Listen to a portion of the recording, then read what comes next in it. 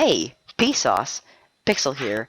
Welcome to the Game Changers podcast. Now, we'll be the wondering of Ropo science. Team Start!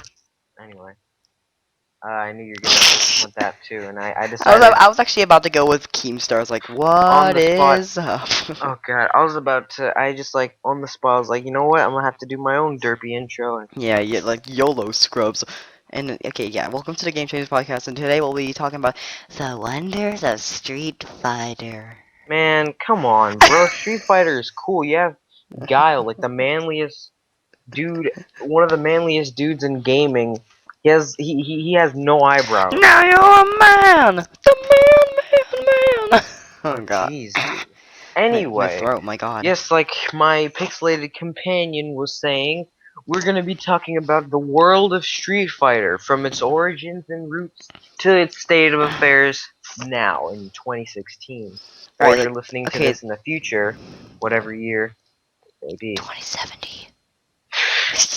Imagine But somebody would anyway, listen to this in 2070. We would be like, I don't know, 70 something years old. I don't know. anyway, weirdness aside, let's get into this. Our Let's fellow get right game into the news. changers, all, all five of you. Okay. Anyway, let's get into the podcast. So, Mr. Man, would you like to do a quick introduction to our topic today? All right, I guess I will, Mr. Dan. I'm not Dan. Speaking of Dan, he just left. Just don't acknowledge that. We're talking about Dan. We were gonna get an interview with Dan, the Street Fighter character, for Yeah. this podcast, but he ended up leaving because he was gonna go and do some stuff. Gonna go finally pay his phone bill. Anyway, Okay, anyway, basically, Street Fighter is a game franchise that started back in the 1980s region. Back in 1987, with its initial release, bad grammar ensued. With Street Fighter 1. Now, Street Fighter 1 was not the best in the series because it was just kind of new to the company at the time because it was their very first fighting game they ever yeah. made. Exactly. It was very basic. For a fighting game, it was going to be revolutionizing something. It didn't.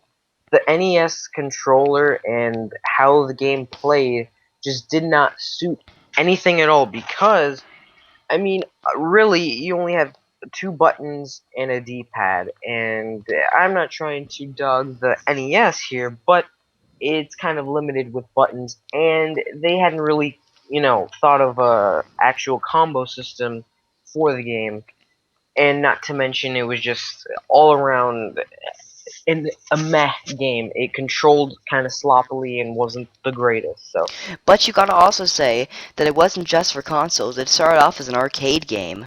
You gotta yes, remember that. hitting the arcade cabinets in the year of 1987, it was there kind of. I mean, at this point in time, it's really just not even acknowledged. The only way it's even slightly acknowledged is if we're talking about an anniversary of sorts. If we're talking Yes. about some sort of anniversary, then it'll be mentioned. Maybe the year of its release will be acknowledged. But anyway, as we digress, the years pass and they made upgrades. They got better and better, and they started to develop a new game, a sequel to this game, and that's when in 1991 a new arcade fighting game called Street Fighter II: The World Warrior was released, and that was where the Street Fighter series really took off.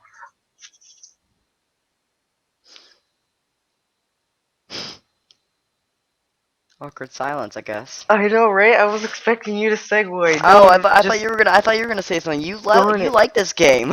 I know. Okay, just edit this out, and you're gonna edit the awkward silence out, and we're gonna start again in 3, 2, 1. Go.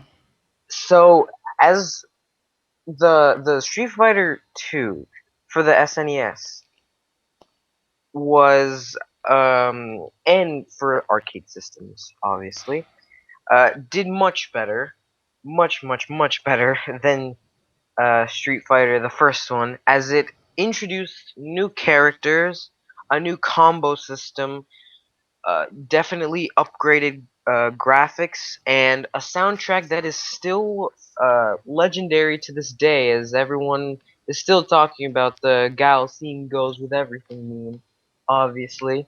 So that still has a significance today. And just, I mean, it pretty much paved the way for almost all fighting games that we get nowadays, for the most part, with, a combo system, whether it be similar to Street Fighter or not similar to Street Fighter, and just the overall presentation of the game itself.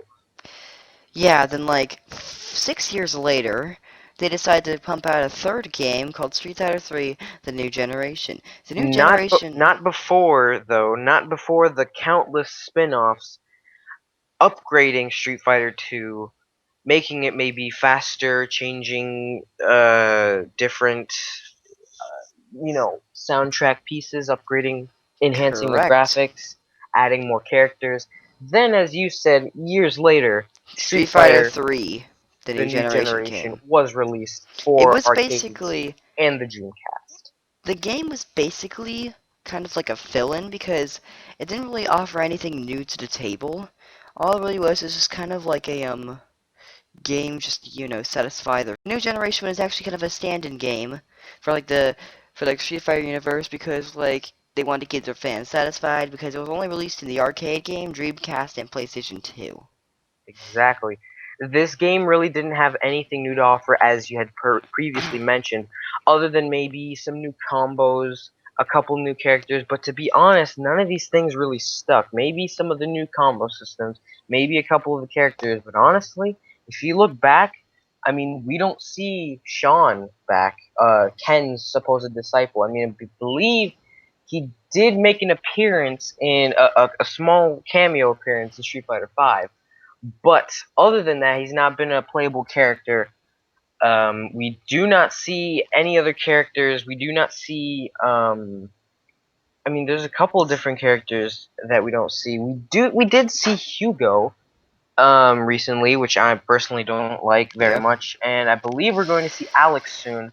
But honestly, really, there's not a whole lot of character. There are some characters that did stick, but there are characters that are still like, okay, they've been dead since the Street Fighter 3 trilogy, since New Generation, Second Impact, and Third Strike. So really, it wasn't a bad game, but it just really didn't offer anything brand new and exciting enough to the Street Fighter franchise So it compared basically to went Street Fighter 2. so it basically went under the folds and like nobody's really talked about it anymore.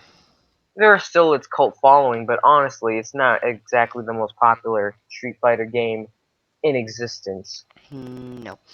Okay, on to Street Fighter 4. Street Fighter 4 has a new taste to the modern generation of video games with its new 3D graphics style and like its new like combos and everything. It was like released in 2008 after about 11-ish years I guess since the third game. I believe so, yeah, I Yeah, it believe was so. released on the PlayStation 3. It was also released as an arcade game. And the Xbox 360. Yeah. And Nintendo So, 3DS. What the crap? well, you have to consider that goes into Street Fighter 4, then Super Street Fighter 4, then Ultra Street Fighter 4. Super was released for 3D edition. Was released as the 3D edition for the 3DS. So Street Fighter 4, like you said, does give a new taste for a new audience for the new generation. Yeah, Uh, correct. um, and with its 3D rendered graphics, and its ultra combos, it really does bring a lot more. A really nicely composed soundtrack and the beautiful backgrounds compared to Street Fighter 3, 2, and even 1, I guess, if you even want to put it in the mix for any reason at all. It's a significant upgrade. That's why I like that game so much. I do like 2, Yeah. and 3 is okay, but I mean, it's 3 and 4 is what I grew up on personally. Maybe that's it, but other than that, I mean, I do really enjoy that game, and I do enjoy its sequels, Super and Ultra, which Ultra and Super both introduced more characters, some new colors, some new features. Ultra Street Fighter adding some even more characters, new Ultra combos, just an abundance of crap, pretty much. Like, not crap in a bad way, but it did add a lot of new content. Yeah. So then, like 8 years later, we got Street Fighter V in 2016 Yes. release. Now, I like from the information that Bropo told me, this game did not have a good start up like release. Personally, I mean, there are some that do like the game, but most people do somewhat generally tend to say there's something lacking. Maybe there's something a little bit missing. Yes, the graphics are enhanced and they're new models, new character designs. Some characters have returned, some characters have been added, but at the same time, really, only 16 characters for a $60 game. That is just kind Seriously, of I mean, if BS. you gotta consider, your fan base. What are they gonna do with 16 characters for a while? Because you still gotta wait. We did wait for the DLC, and DLC is rolling out. But honestly, the only reason they released it was for the new combo system to be introduced to the tournament players, the gaming tournament players, and pretty much a money grab, especially to release it at 60. Maybe you could argue, okay, it was just for the combo system. Maybe you could have released it as a tournament edition for a cheaper price, but they released it as the supposed full edition with a $60 price point. I mean, it's a little bit iffy. But at the same time, there are some new characters that are nice. There are some new things about it that are cool. The arcade mode could use some work, but with the new story mode coming out, a Shadow Falls, with new characters being added, some of which will technically be for free eventually, and Hmm. unlockable in game, and also a Shadow Falls is going to be free, Hmm. a free update. It does have potential, so it always had potential, but they just released it too early, so they should have waited a little bit. I mean, they should have maybe. To me personally, I think Street Fighter V started out as an overhyped or a glorified beta. In my opinion, that's just my opinion. Some people do like the game just by itself. Some people are a little bit underwhelmed, but either way you slice it, Capcom did go out and say it did not meet all of its expectations at first. So at least they're trying to make up for it, though. They are trying Yeah. to release more stuff. So that's a good sign.